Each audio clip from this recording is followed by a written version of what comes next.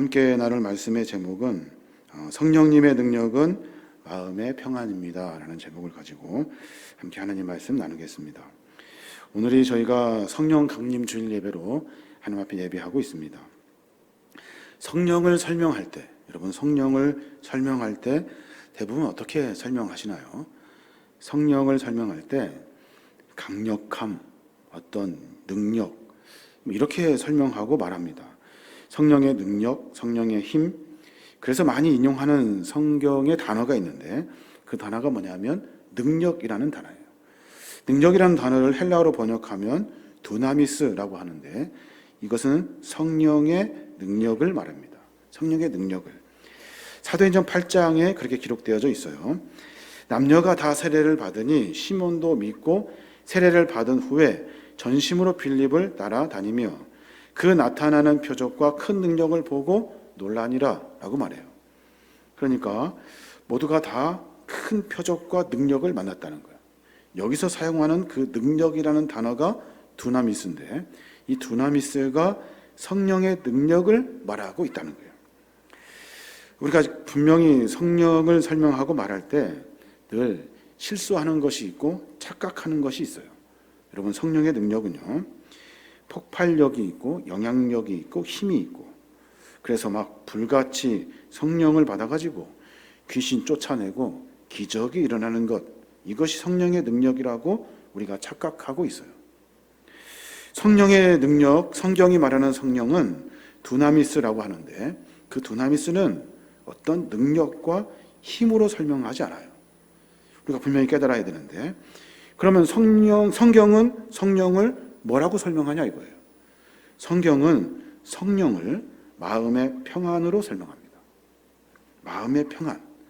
성령 받은 사람은 힘이 막 갑자기 생겨가지고 화나듯 거칠게 밀어붙이는 강력함이 아니라 우리 마음 가운데 조용하게 임하셔서 우리 마음의 평안을 갖게 하시는 것이 성령님이라는 거예요. 우리가 앞에 읽었던 사도행전 8장에 있는 말씀은 빌립이 하나님 나라와 예수님에 관해서 전도하니까 많은 사람들이 들었어요. 그리고 믿었대요. 그리고 어떻게 하냐면 그들 모두가 다 세례를 받으려고 앞에 섰다는 거예요. 와, 대단하다. 모두가 다 세례받는 자리에 서게 하는 것. 야, 이것이 대단한 능력이다.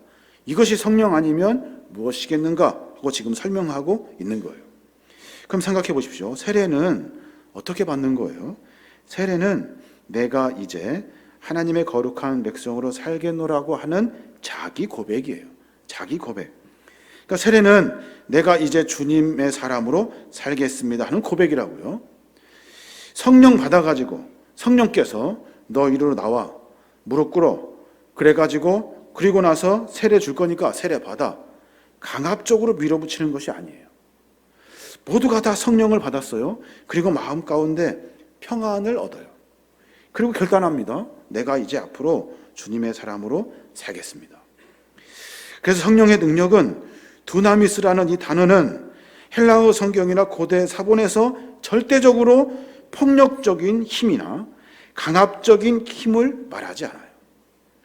그 힘이 어떻게 사용되느냐에 따라서 파괴적일 수는 있지만 그 힘을 성경은 분명히 평안한 마음으로 설명하고 있어요. 사도행전 8장 13절의 그 큰 능력은 사람들을 온전하게 세워내더라는 거예요. 그리고 나서 그들이 지켜보는 가운데 그들 가운데 기쁨을 가지고 주님 앞에 서게 하고 그 마음은 하나님을 향한 거룩한 경배로 이어지게 되더라는 거예요. 이게 바로 성령의 역사라는 거예요. 성령을 외부에서 오는 어떤 힘으로 착각하고 있어요. 또 파괴적이고 폭발적인 능력으로 설명해서도 안 돼요. 한 가지만 더 생각해 봅시다. 마리아가 예수님을 잉태하게 되는데 누가복음 1장 35절에 성령의 능력, 똑같이 두나미스라는 단어를 사용하고 있어요. 보면은 천사가 대답하여 이르되 성령이 내게 임하시고 지극히 높으신 이의 능력이 너를 덮으시니니 이러므로 나실 바 거룩한 이는 하나님의 아들이라 일컬어지리라. 그러니까 무슨 말이에요? 성령이 임하고 성령의 능력이 임하면 너를 덮을 거야. 네가 낳는 아이는 하나님의 아들이야. 곧 예수 그리스도야. 이것을 능력으로 번역하고 있는 그 단어가 두나미스예요. 성령의 능력을 말하고 있어요. 한번 생각해 보십시오. 만약에 이것이 폭발적이고 파괴적이고 강압적인 능력이라면 마리아에게 성령께서 개입하셔서 너 꼼짝 마, 너 성령으로 말미암아 예수 그리스도를 잉태하게 될 거야. 그리고 나서 이 강압적이고 폭발적인 능력이 마리아를 잉태하게 하였다라고 성경을 오해하게 한다는 거예요. 그러니까 그런 거예요. 성령은요, 우리에게 강압적이고 파괴적이고 폭발적으로 임하지 아니하셔요. 이해가 되게, 감당할 수 있게, 내가 설득하여서 나 자신이 공감할 수 있도록 임하시는 거예요. 만약에 마리아가 두려워 떨리는 마음으로 그 일들을 감당하고 있다면 아마 계속해서 불안하고 두렵고 여러 가지 어려운 일들이 있을 거예요. 꼼짝 마, 내가 강압적으로 너 그렇게 할 거야 라고 하셨다면 마리아는 여전히 공감하지 못하고 꽉 눌려 있어가지고 꼼짝 못하고 따라가는 것처럼 느껴질 거란 말이에요. 그런데 마리아는 성령이 그에게 임하니까 마음 가운데 평안이 생겼어요. 처녀가 잉태하면 어떻게 됩니까? 난리가 나죠. 완전히 그냥 패가 망신하여 뿐만 아니라 결혼할 사람이 있어요. 아주 파혼하게 되죠. 그 사람한테 배신자가 돼버리고 말아요. 배가 불러온다면 사람들로 하여금 손가락질 당할 거란 말이에요. 아니, 그럴 수 없습니다. 아무리 강압적으로 하셔도 나는 이해할 수 없습니다. 못합니다 할 거란 말이에요. 그런데 성령이 임하니까 마리아에게 평안이 임해요. 평안하게 그 일을 감당하게 되더라는 거예요. 예, 그렇게 하겠습니다. 성령은요, 불로 임해가지고 강력히 우리를 지배하는 것이 아니에요. 성령의 능력으로 말미암아 귀신이 막 물러나고 강압적으로 파괴적이고 어떤 것을 설명하고 말해서는 안 되는 거예요. 성령이 우리에게 임하면 공감이 돼요. 내 안에 평안이 일어나요. 마리아 같이 그 엄악한 상황 가운데 놓여 있어도 마리아가 공감이 돼요. 괜찮습니다. 하나님이 하신다는데 네, 그렇게 하겠습니다 라고 설득이 되더라는 거예요. 한 가지만 더. 제자들이 십자가 사건 이후에 다 도망가죠. 그리고 나서 어디에 모였어요? 마가의 다락방에 모였습니다. 거기에서 어떤 일이 있었습니까? 성령 세례를 받습니다. 성령이 불같이 그들에게 임했어요. 그럼 도대체 그들이 받은 것은 뭐예요? 용기입니까? 아니면 로마 병사를 이길 힘과 어떤 무기입니까? 그렇지 않아요. 그들에게 받은 것은 뭐냐면 성령으로 말미암아 주시는 평안이에요. 평안. 이제 로마 병사 상관없다는 거예요. 십자가에 죽으신 예수 그리스도, 그 예수 그리스도 내가 죽을까봐 도망 다녔는데 이제는 그것이 아무런 문제가 되지 않아요. 괜찮다는 거예요. 평안하다는 거예요. 숨어있던 그 순간에 문을 열고 조용히 밖으로 나가요. 그리고 누굴 만나요? 나 잡으러 가십시오 하면 로마 병사 앞에 서더라는 거예요. 그들이 어떤 막 용기가 생겨서 힘이 생겨가지고 밀어붙이듯 로마 병사를 이기면서 간 것이 아니에요. 괜찮습니다. 상관없습니다. 성령께서 내 안에 계셔서 내 상황과 문제를 하나님이 다 아실 것인데 내가 두렵고 떨리는 마음으로 숨어 지낼 일이 아니라 이제 내가 담대하게 평안한 마음으로 서겠습니다 하면서 밖으로 나가더라는 거예요. 사도 바울도 마찬가지예요. 다메섹에서 예수를 만났고 성령으로 충만하여집니다. 바울이 성령으로 충만하여져서 능력으로 힘을 발휘한 것이 아니라 바울의 마음이 평안해졌어요. 전에는 어땠습니까? 불안하고 초조했거든요. 예수 믿는 사람들 한 명 잡을 때마다 내가 한 단계 승진하고 예수 믿는 사람들 괴롭히며 나아가는 일들이 내가 얼마큼 신앙의 깊이가 있는지를 설명하는 길이었기 때문에 늘 불안한 마음으로 초조한 마음으로 그들을 쫓아다니며 살았는데 이제는 성령께서 바울의 마음을 움직였어요. 평안해졌어요.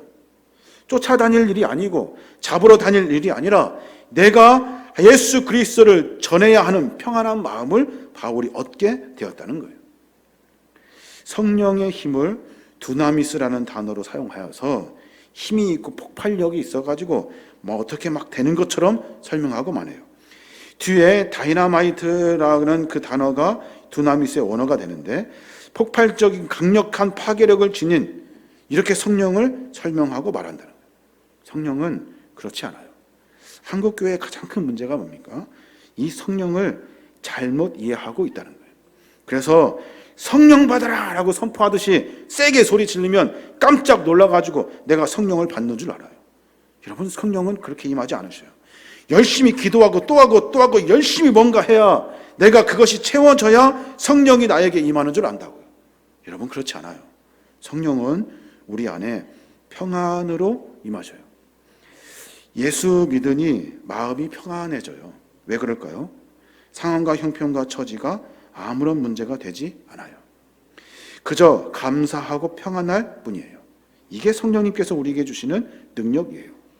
성령이 계시지 않는 곳은 늘 불안합니다. 왜요? 성령 받기 전에 제자들이 다 도망갔잖아요. 성령이 계시지 않는 곳은 늘 초조해요. 그래서 제자들이 숨어서 지내는 거예요. 그래서 성령이 계시지 않는 마음은 늘 싸움을 일삼아요. 왜요? 불안하고 두려우기 때문에 내가 뭔가 이기고 지배해야만이 안심이 되거든요. 어떠한 상황에 있어도 평안함을 누리지가 못해요. 그 평안함은 누가 주냐면 성령님이 우리에게 주셔요. 사랑하는 여러분, 문제가 있습니다. 어려움이 있어요. 고난이 있어요. 시련이 있다고요. 그것을 이기고 극복하기 위해서 어떤 힘과 능력을 받아서 그것을 이기며 전진하는 것이 아니에요. 신앙은 관점이 그렇게 돼서는 안 돼요. 그러면 계속해서 내가 능력의 갈급함으로 살게 돼요. 하나님은 그렇게 일하지 않으셔요. 문제와 상황이 아무렇지도 않도록 하나님이 내 마음 가운데 평안을 주셔요. 이게 성령의 임재예요. 이게 성령의 충만함이라고요. 그럼 물어야 돼요. 여러분의 마음이 지금 평안한지 물어야 돼요. 문제와 상황 앞에 내 마음이 어떤지. 이 평안함이 있다면 성령께서 우리 마음 가운데 계시는 거예요. 어렵고 힘든 여러 가지 일들이 있어요. 그 일들 가운데 내가 괜찮습니다, 하나님. 하나님이 계시는데, 하나님이 할 것을 믿고 신뢰하는데 내가 뭐가 문제입니까? 괜찮습니다, 평안합니다 라고 말하고 고백하는 삶의 이야기가 있다면 여러분에게는 지금 성령이 충만하신 거예요. 위드 코로나가 선언되고 일상회복으로 단계가 계속해서 밟아가고 있어요. 근데 사람들 마음속에는 평안함이 없어요. 불안함 가운데 있는 거죠. 물질이 있어요. 환경 가운데 여러 일들이 있어요. 다른 사람 볼 때 저 사람은 참 가난하고 불쌍해 보여요. 그런데 믿음 안에서 평안함을 가지고 살아요. 뭐가 있어야 평안한 줄 알았는데 성령께서 그 마음을 만져주시니 그 문제가 아무렇지도 않은 것이 되더라는 거예요. 오늘 성령은 우리에게 그렇게 임하시는 거예요. 내가 소리 질러서 기도해서 능력을 받아서 힘이 생기고 자신감이 생기고 그런 것이 아니에요. 나에게 찾아와 주신 성령님은 내 마음 가운데 찾아와 주셔서 내 상황과 형편이 아무것도 아닌 평안한 마음을 갖게 하신다는 거예요. 오늘 그 이야기를 다윗이 하고 있어요. 시편 131편에 보면 다윗이 막 50세를 넘긴 시점에 기록한 시예요. 반백년을 살아보니까 시간이라는 그 멘토가 가르쳐준 중요한 인생의 진리가 그 안에 담겨 있는 거예요. 그것이 뭐냐면 평안함이라는 거예요. 평안함. 2절 보면 실로 내가 내 영혼으로 고요하고 평안하게 하기를 젖된 아이가 그의 어머니 품에 있음 같게 하였나니 내 영혼이 젖된 아이와 같도다 라고 말해요. 무슨 말입니까? 지금 다윗의 영혼이 지금 젖된 아이에 비유하고 있어요. 어미의 젖을 막 뗀 거예요. 금방 뗐어요. 어린아이가 태어나서 살아가는 동안 먹었던 가장 익숙한 그 젖을 떼고 이제 이유식을 먹기 시작합니다. 익숙한 것이 입으로 들어오는 것이 아니라 한 번도 먹어보지 못한 것이 입으로 들어와요. 아이의 입장에서 생각해 보면 처음 겪는 일이고 놀랍고 불안하지 않을 수 없죠. 젖을 뗀다는 것은 익숙한 것으로부터 결별을 의미해요. 그동안 누렸던 평안이라고 생각했던 것, 온전함이라고 생각했던 것, 믿고 쫓아다녔던 것들을 한 번에 끊어내는 거예요. 육아 전문가들은 아이 입장에서 젖을 뗀다는 것은 정서적인 죽음과 같은 힘들고 매정한 일을 만나는 일이래요. 우리의 신앙의 삶도 마찬가지예요. 세상의 방법과 상황과 처지를 내가 가지고 있는 방법과 할 수 있는 일들 가지고 연결되어서 그것 가지고 평안과 온전함을 누리고 있다면 그것이 단절됐다고 생각해 보세요. 내가 몸부림쳤던 수많은 일들이 헛것이 된 거예요. 아무것도 아닌 것이 되었어요. 그리고 나서 새로운 것을 만나게 되는데, 그 새로움이 뭐냐면 젖이 아니라, 먹는 세상의 것이 아니라 엄마의 품이라는 것을 깨달았다는 거예요. 우리는 세상의 것을 가지려고 성령의 힘을 빌려가지고, 그 성령의 힘을 가지고 세상의 것을 소유하고 얻으려고 하죠. 그래서 성령 받아가지고 더 많은 것들을 누리려고 한다고요. 여전히 세상의 방법을 쫓으며 삶을 살아요. 그런데 성령은요, 그것을 다 끊어내야 돼요. 끊어내고 세상의 것이 아니라 영적인 하나님의 품에 안기는 것, 내가 익숙한 것을 먹는 것을 끊어내고 전혀 새로운 것을 먹어도 아무렇지도 않은, 불안하진 않은, 괜찮다고 상관없다고 말할 수 있는 평안함. 아, 주님의 품에 있는 것이 참 평안입니다 라고 느끼는 것이 성령 충만이라고 다윗은 설명하고 있는 거예요. 사랑하는 여러분, 하나님께서 내 곁에 함께 계시다는 것만으로도 만족하고 그 마음에 평안을 누리는 상태가 되어야 하는 거예요. 그래야 그 상태가 바로 성령 충만한 상태예요. 자신에게 한번 질문을 던져보세요. 나는 세상의 헛된 것에 대한 미련을 버리지 못하고 이 마음의 욕구가 채워지지 않아가지고 늘 만족감이 없고 불안해하는 수준인가?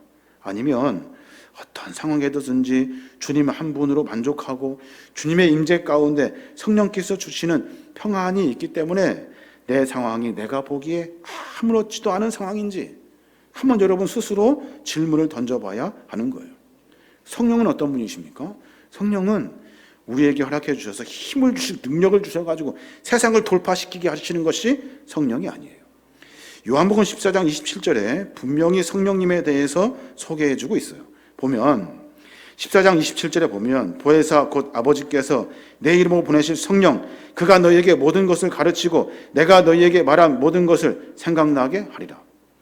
그리고 나서 하신 말씀이 뭐냐면 평안을 너희에게 끼치노니 곧 나의 평안을 너희에게 주노라. 앞에 있는 성령과 뒤에 있는 평안이 같은 거예요. 같은 말이에요. 내가 너희에게 주는 것은 세상에 주는 것과 같지 않대요. 그리고 나서 성령을 받으라라고 말씀하시면서 평안을 누리라 라고 선포하고 계셔요. 너희 마음에 근심하지도 말고 두려워하지도 말라. 너희 안에 평안을 누리라 하고 선포하고 계시는 거예요. 그러니까 성령 받으면 어떻게 됩니까? 힘이 생기고 능력이 생겨서 또다시 전쟁터에 나가서 그 세상의 모든 것을 다 누릴 수 있는 힘을 갖는 것이 아니라 세상의 상황과 형편 앞에 내 안에 평안이 생겨요. 아무렇지도 않네. 뭐가 문제야? 그까이 거 아무것도 아니네. 하나님께서 나와 함께 가시는데, 하나님이 내 삶 가운데 개입하여 주시는데 하는 평안이 우리 안에 생기게 되는 거예요. 그게 바로 성령 충만이라는 거예요. 우리가 삶 속에서 현실 가운데 맞닥뜨리는 수많은 문제들이 있어요. 그 문제가 아무렇지도 않은 평안함. 이게 진짜 성령 충만이에요. 밤새서 기도하고 하나님께 부르짖고 물론 중요합니다. 그런데 또 여전히 삶의 현장에서 아금박스럽게 삶을 살아간다 하지만 쳇바퀴처럼 돌아가는 삶의 문제는 반복될 거예요. 그 일을 어떻게 이기고 극복할 수 있냐는 거예요. 아무것도 아닌 평안을 하나님은 우리에게 허락해 주셔요. 평안을 너희에게 주노라. 이 평안이 뭐예요? 성령을 너희에게 주노라. 성령 받은 사람은 그래서 마음에 근심하지도 두려워하지도 않는다는 거예요. 우리가 일상에서 불안을 넘어 평안을 유지하며 행복한 삶을 살 수 있는 방법, 성령께서 내 안에 늘 내주하셔서 성령이 내 안에 계실 수 있는 방법이 뭘까? 그럼 생각해 봐야 돼요. 열심히 기도하는 것일까? 아니면 뭔가 몸부림치는 일일까? 성경은 그렇게 설명하지 않아요. 성령이 내 안에 계실 수 있는 방법 두 가지를 설명해 줘요. 다윗이 뭐라고 이야기하냐면 첫 번째, 겸손해라 라고 설명해요. 겸손해라. 아니, 성령 받는데 겸손하라니? 그런데 겸손이 성령을 내 안에 모시는 가장 중요한 방법이라고 설명해요. 겸손할 때 늘 평안을 유지할 수 있어요. 그래서 1절에 다윗이 그렇게 선포해요. 여호와여, 내 마음이 교만하지 아니하고 내 눈이 오만하지 아니하며 내가 큰 일과 감당하지 못할 놀라운 일을 하려고 힘쓰지 아니하나이다. 하나님, 내가 하나님이 주시는 평안을 받기를 원합니다. 마치 젖을 땐 아이가 엄마 품에 안겨 그것처럼 좋은 것이 없는 그 평안을 누리기를 원합니다. 그거 가지려면 하나님, 내가 교만하지 않도록, 오만하지 않도록, 내가 큰 일을 하려고, 더 놀라운 일을 하려고 힘쓰고 애쓰지 아니하도록 하나님만 의지할 수 있도록 겸손함을 주십시오 라고 지금 다윗이 이야기하고 있는 거예요. 자기 한계를 정확히 알아요. 자기 능력 밖의 일이 무엇인지 깨달아요. 내가 씨름하고 고민하지 않고 쓸데없이 시간과 에너지를 낭비하지 않아요. 우리는 하나님의 거룩한 은혜로 말미암아 하나님께 하실 일들을 기대하며 살아요. 교만하지 않으면, 내 삶 속에 겸손함이 하나 있으면 내가 몸부림치지 않아요. 하나님이 하실 것인데, 내가 삶 속에서 무단히 애쓰지 않아요. 그렇지 않아도 하나님은 내 삶을 만들어 가셔요. 그 평안함, 그것을 하나님이 우리에게 허락해 주신다는 거예요. 로마서 12장 3절에 보면 그렇게 말씀하셔요. 내게 주신 은혜로 말미암아 너희 각 사람에게 말하노니 마땅히 생각할 그 이상의 생각을 품지 말고 오직 하나님께서 각 사람에게 나누어 주신 믿음의 분량대로 지혜롭게 생각하라 하고 선포해요. 무슨 말이에요? 하나님이 내게 주신 은혜로 말미암아 각 사람에게 마땅히 생각할 것을 허락해 주셨대요. 그 이상 생각하지 말래요. 내가 할 수 있다고 아금박스럽게 도전하고 덤비는 일들 하지 말라는 거예요. 그리고 나서 하나님 맡겨드리라는 거예요. 하나님이 하십시오. 하나님께 내어드리고 겸손한 마음으로 하나님의 삶을 살아가는 거예요. 공동 번역에 보면 더 자세하게 설명해요. 나는 하나님의 은총을 받은 사람으로서 여러분 한 사람 한 사람에게 말합니다. 여러분은 자신을 과대평가하지 말고 하나님께서 각자에게 나누어 주신 믿음의 정도에 따라 분수에 맞는 생각을 하십시오. 여러분, 과대평가하지 마셔요. 여러분이 할 수 있다고 착각하지 마셔요. 내가 열심히 뭔가 하면 하나님이 하실 것이라고 오해하지 마셔요. 하나님이 우리에게 주시는 것은 평안이에요. 하나님이 주시는 것은 평안이지 더 열심히 뭔가 노력하라고 말씀하시는 것이 아니라고요. 분수에 맞는 생각을 하는 거예요. 자신의 한계가 있다는 것을 겸손하게 깨달는 거예요. 그리고 나서 매 순간순간마다 겸손한 모습으로 삶을 살아가는 거예요. 그때 성령께서 내 안에 계시는데 그 평안함이 유지될 수 있다는 거예요. 사람들은 더 열심히 해야 뭔가 더 많이 얻을 것이라고 생각하죠. 열심히 젖을 빨아야 더 많이 먹을 수 있는 것처럼요. 근데 다 그것을 끊어내라는 거예요. 끊어내고 그저 엄마 품에 안기는 것이 가장 중요하고 소중한 것을 깨달으라는 거예요. 그리고 나서 겸손하게 내가 뭘 땀 뻘뻘 흘리면서 젖을 빠는 것이 아니라 그저 엄마 품에 안기는 겸손한 모습으로 그 안에 있으면 모든 문제는 해결된다는 거예요. 겸손이라는 말은 굉장히 추상적이진 말이죠. 삶 속에서 구체적으로 어떤 기준을 가지고 말하고 행동하는 것이 겸손한 것인지 참 깨닫기가 어려워요. 그런데 사도 바울은 우리에게 분명히 가르쳐줘요. 겸손이 뭔지. 빌립보서 2장 3절에 보면 아무 일에든지 다툼이나 허영으로 하지 말고 오직 겸손한 마음으로 각각 자기보다 남을 낮게 여기래요. 이것이 겸손이래요. 아무 일에든지 다툼이나 허영으로 하지 말래요. 왜요? 겸손한 사람은 다툴 일이 없어요. 안에 평안이 있는 사람은 다툴 일이 없어요. 허영으로 하지 말래요. 쓸데없이 거칠애로 살지 않는데요. 그러니까 겸손하지 않은 사람은 내 안에 성령님이 계시지 않아요. 성령님이 계시지 않기 때문에 나는 늘 불안함으로 살아요. 그래서 늘 다투고 허영으로 삶을 산다는 거예요.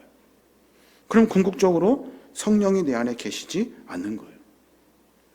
반대로 여러분 우리 안에 평안을 가져야 돼요.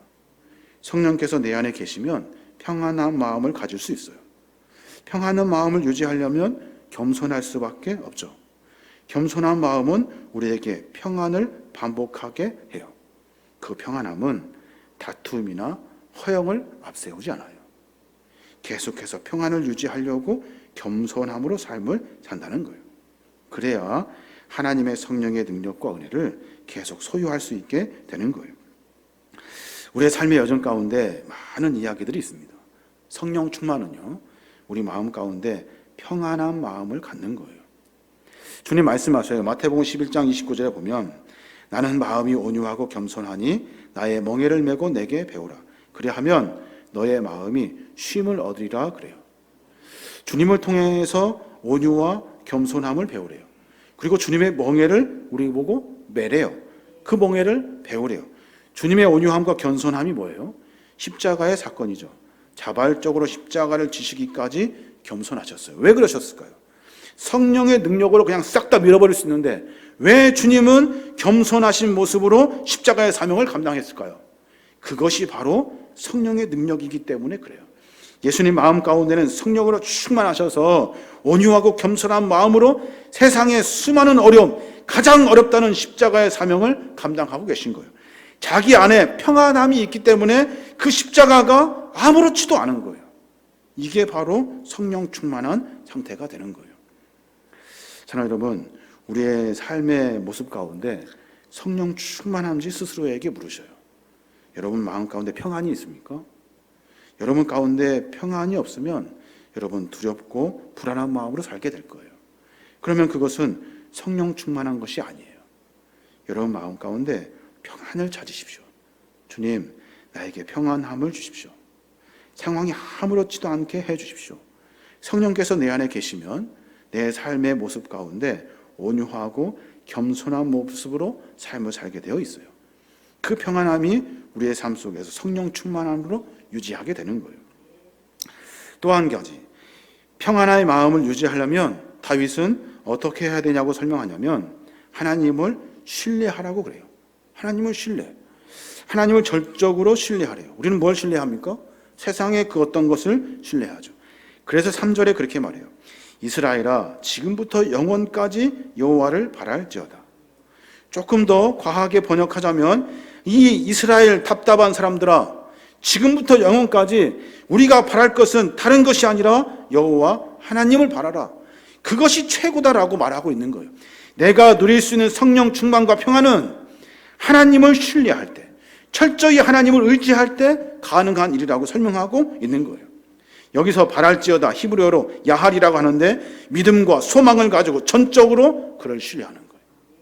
신뢰하지 못하기 때문에 성령의 능력과 은혜로 평안하지 못하는 거예요. 이게 우리의 마음이라는 거예요. 사랑하는 여러분, 우리의 삶의 여정 가운데 많은 문제가 있습니다. 문제를 극복하려면 능력을 받아야 되겠죠. 여러분 그것을 포기하셔야 돼요. 그 문제를 해결하려면 성령님 나에게 평안함을 주십시오. 그러면 그 문제가 아무것도 아닌 것이 돼요. 또 한 가지, 하나님 나는 주님을 신뢰합니다. 하나님을 믿고 의지합니다. 하나님이 하십시오라고 맡겨드릴 때 평안과 함께 문제는 해결되게 되는 거예요. 이게 성령 충만한 믿음의 사람들이에요. 한국교회 많은 사람들이 성령을 막 선포하듯이 말합니다. 성령 받아라 선포해요. 소리 질러요. 깜짝 놀라서 받는 것이 성령인 줄 알아요. 여러분 조용히 내 마음 가운데 임재하시는 평안함을 만나야 돼요. 그 평안함은 상황과 형편과 처지가 아무렇지도 않고 오로지 주님만 바라보게 하는 성령의 능력과 은혜로 우리에게 임하시게 되는 거예요. 이게 바로 성령 충만이라는 거예요. 오늘 성령 강림주의를 맞이해서 성령은 우리로 하여금 공감 못할 정도로 우리를 꽉 붙들어 매는 것이 아니에요.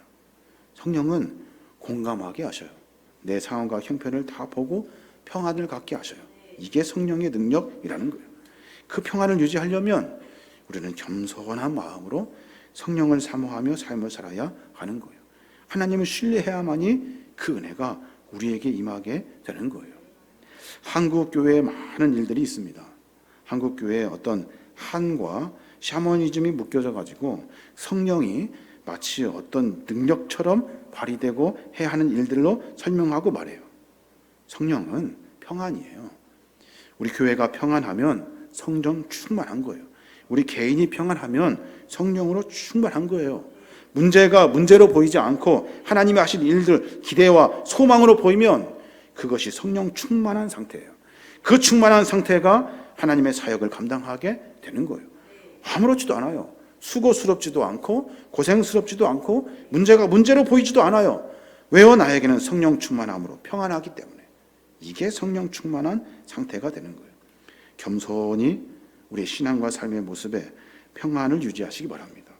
하나님을 신뢰함으로 주의 성령으로 충만함으로 맡겨진 사명 감당하시기 바랍니다. 이게 바로 성령 충만이에요. 저 여러분이 그런 삶으로 말미암아 주님의 성령으로 충만하여 하늘의 평안을 누리시는 거룩한 믿음의 종들 되시길 바랍니다.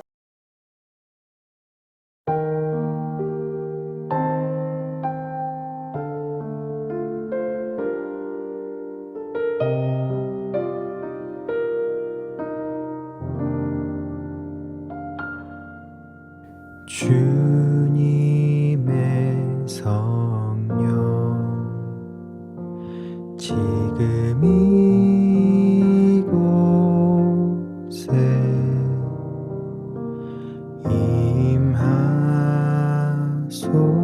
임하소서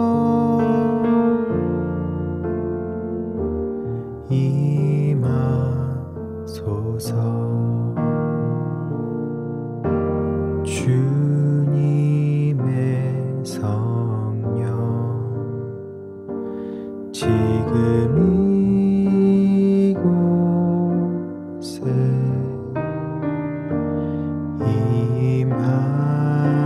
임하소서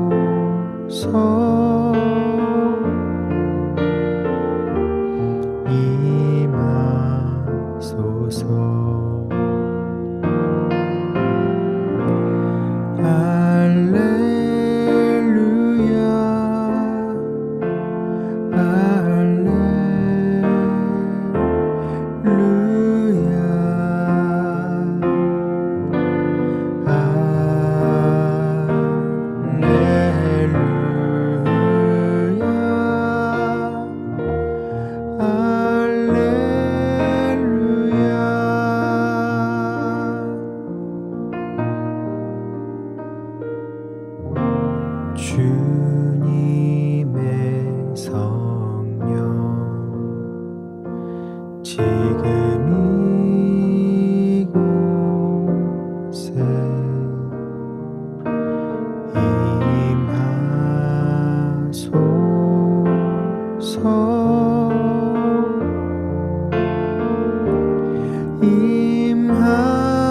임하소서